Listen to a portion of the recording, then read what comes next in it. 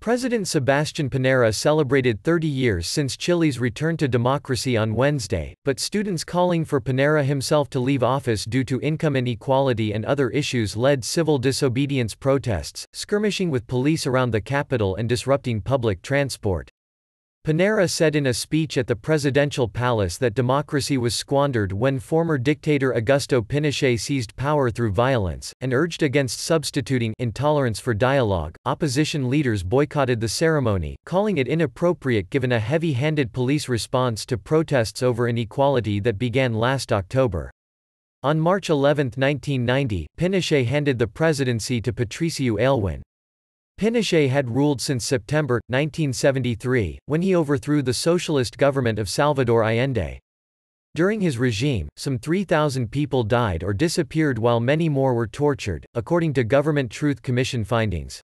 "We must combat violence and care for our democracy," Piñera said. "Democracy is never guaranteed." High school students, many in uniform and some wearing bandanas and gas masks, led a day of civil disobedience called by unions to protest against Piñera marking 2 years in office.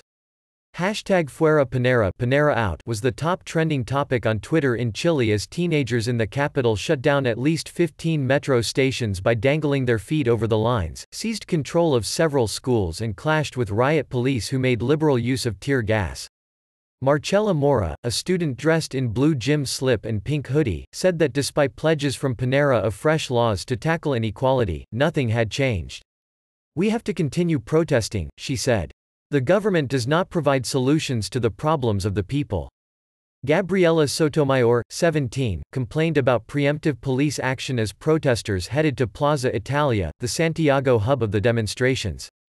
"We want to get to Plaza Italia, they throw gas as soon as we get close," she said. "We have to keep the protests alive." Fresh claims of police brutality have resurfaced this month as protests restarted with the end of the Southern Hemisphere summer holiday.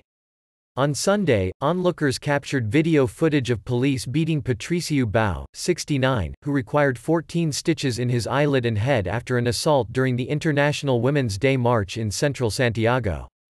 Footage that went viral on social media shows 2 heavily armed riot policemen beating him with batons, throttling and dragging him. Several women are heard screaming and begging the police to stop. Police said Bao had attacked an officer prior to the beating and been detained. Chilean Investigative Police (PDI) and prosecutors said they were investigating the case.